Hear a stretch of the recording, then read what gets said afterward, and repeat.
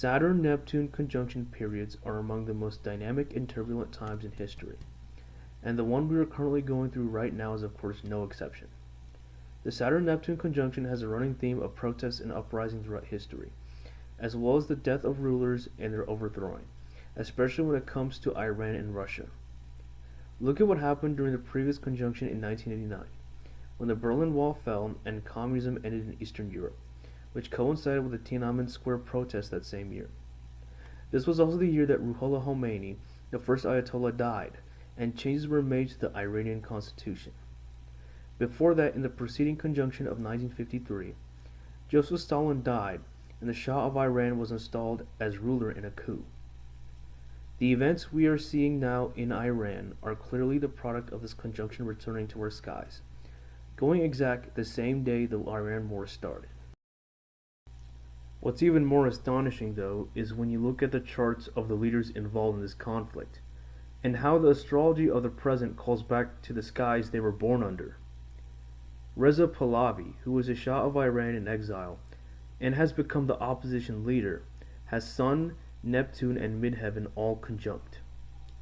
Pahlavi is promising equal rights for all Iranian citizens and offering regime members to defect.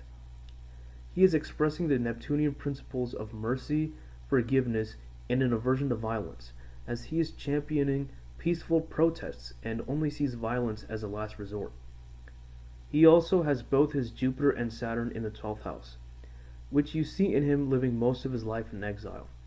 And with Saturn conjunct his ascendant, you see him receiving a lot of criticism too. There's a lot of emotion in what he says, coming from his moon trining his Mercury, both in water signs. Ali Khamenei is of course the opposite. He has both his Sun and Moon conjunct Saturn in Aries. This is why he was so harsh, brutal, and violent. He did not care about killing his own people. While the return is not exact, he was killed with Saturn present in the sign it was in when he was born, when the Saturn-Neptune conjunction was less than 1 degree apart. This also follows a theme with leaders where having Saturn in a sign it doesn't do well in leads to failures in their rule, if not an abrupt and violent end like with Khamenei.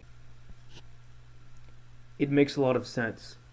Khamenei is a very Saturnian figure, uncompromising as well as traditionalist and rigid, while Pahlavi represents a more Neptunian worldview, trying to dissolve the current repressive structures in the Islamic Republic. Ali has his Sun, Saturn, and Moon in Aries, a sign that is very brash and flippant. He probably does not think too much about his own deadly orders. He dismisses the protesters' lives with a wave of the hand, and then moves on with his own. Pahlavi has his Sun, Neptune, in Midheaven in Scorpio, a sign that holds on to things whether pleasant or not, and can even let them simmer. He hasn't forgotten what the mullahs did to his family 47 years ago, and what they're doing to his country up to the present day. The issue is, it's his enemy year, given he was born in 1960, the year of the rat, and it is currently 2026, the year of the horse, which is the rat's enemy. So, this is going to make it especially difficult for him to return to Iran.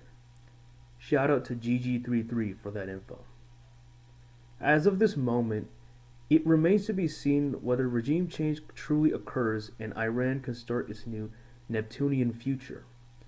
But it would make a lot of sense to happen now, not only with the Saturn-Neptune conjunction, but how both of these planets are strongly tied to the leaders of this conflict on both sides, and how it represents the Neptunian dissolving of Saturnian authority.